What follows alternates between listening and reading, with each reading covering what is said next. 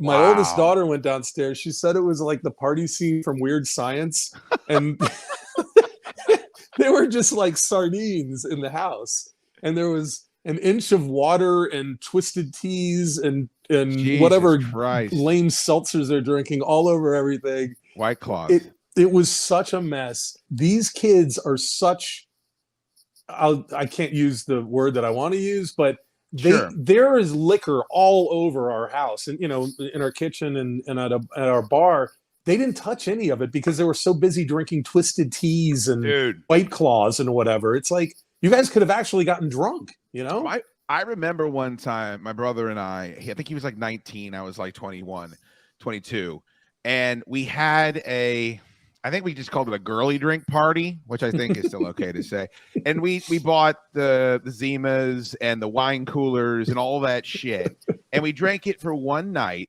And I remember the next morning waking up with the worst hangover I've ever had. That in the back of your throat. And I was like, never again. Like, it was the worst. And I think that what has happened is that the social stigma, can you imagine, Steve, if you were starting off and you're in your band or whatever, you're 17, and you all went in to buy beer and someone didn't just grab a case of Budweiser or Miller Lite or whatever, if they came out with 2 fucking 6-packs of Bartles and James? I can't imagine. No, you would get cases of beer, and then you'd get some Bartles and James for the girls you were hanging out with. That was, just the way you did it. It was fine, and it wasn't that big of a deal. Yeah. The Boone's. I remember Boone's Farm. How many conversations did you have? You're like, all right, there's going to be 2 girls, so we've got to get Boone's Farm. Who's got a fake ID that can go into the 7-Eleven off of Old Key Mill Road, which is the same place I bought Ululu for the first time, and get the 2 bottles of Boone's Farm or Mad Dog 2020. The crazy thing too about these kids today, they're all privileged. Most of them go to private schools and they have rich parents and that work in the government. They go down to the CVS on King Street in Old Town on Friday night and walk in and just steal cases of beer and walk out, and nobody says anything to them because nobody gets in trouble for anything.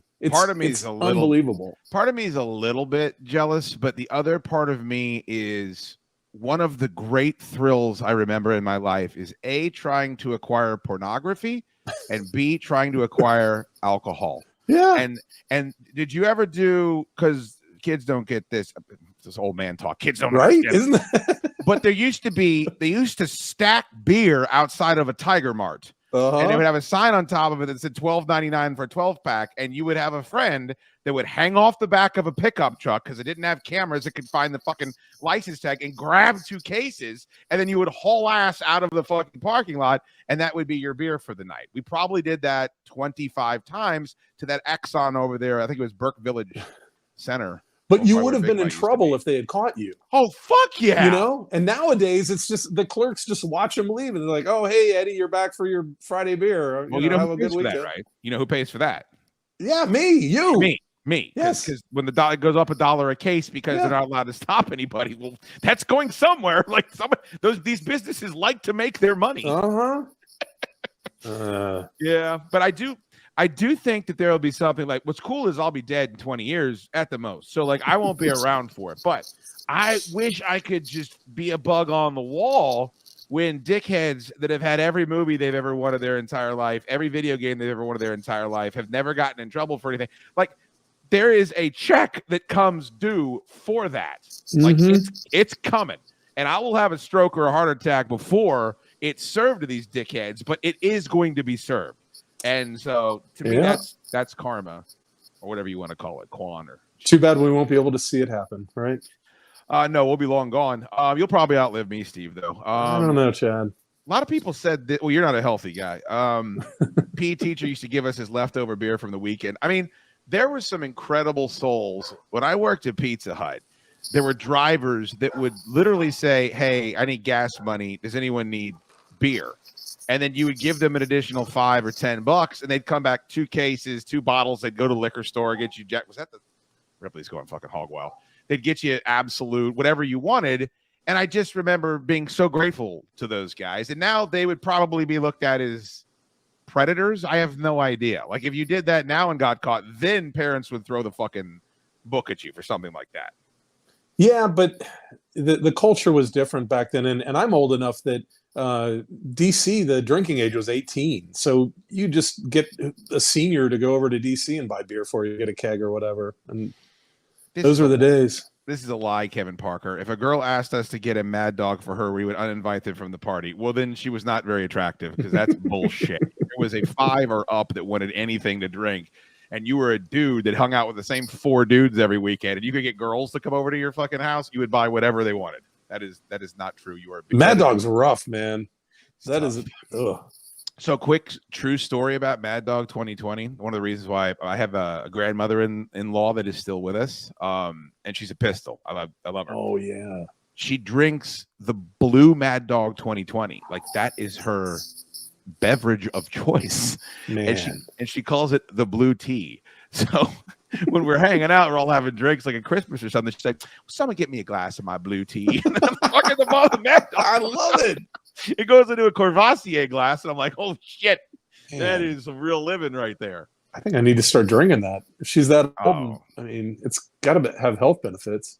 Do you remember when? I always remember there was Mad Dog. Everyone took their turn, like fuck it, I'll drink it, and they chug it down, and then you're just vomiting for the rest of your life the next day. The only thing that was worse than Mad Dog was Night Train. You remember Night Train? I remember hearing about Night Train in songs. I don't know that I ever encountered it. Man, it was Steel Reserve, Yeah. Hurricane. What was it? Mickey's. Did you drink the Mickey's grenade the bottle? Mickey's Big Mouth. Yeah, that you would cut your hand trying to Yeah. open the top of them. Yeah. For some reason, like I went through a malt liquor phase where the menu every night was I would get a 40 ounce of Miller Lite because it tasted good, but it also Right. it would lube me up so I didn't care anymore. And then I would get a quart of Mickey's to really start getting there, and then I would finish off the evening with either Hurricane or Steel Reserve in the 40 ounce bottle. Yeah, man. The Blue Bowl was in the Master Cylinder, the Schlitz Malt Liquor Bowl. Whew. Powerful stuff. The commercials for malt liquor were always the greatest things on Oh yeah. TV. Totally. And they just came up with different ways to say there's a lot of booze in this and it's gonna fuck you up for cheaper. Yeah. Yeah, it was like a horse that would punch you or something like that. It was just like you're gonna fall down if you drink this. It is weird that like we live in everybody says we live in a clown world now, but when they advertise alcohol, it's like make sure you drink a water.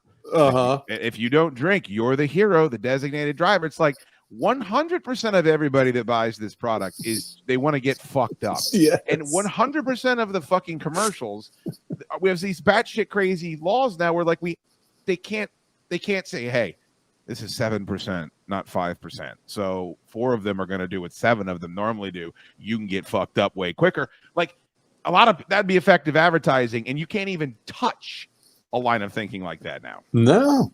The hypocrisy of it all. Old English 1800 was disgusting. Ooh. Yes, I would agree. Wild Irish Rose. Yeah. I was intimidated by that, man. I remember seeing Wild Irish Rose on the show. It was always warm too. I never saw it in like a refrigerator container. It was always really rough looking though. The big one though was you're a little bit older than me, but how big was the Southpaw Red Dog era for Steve? Oh, I remember that.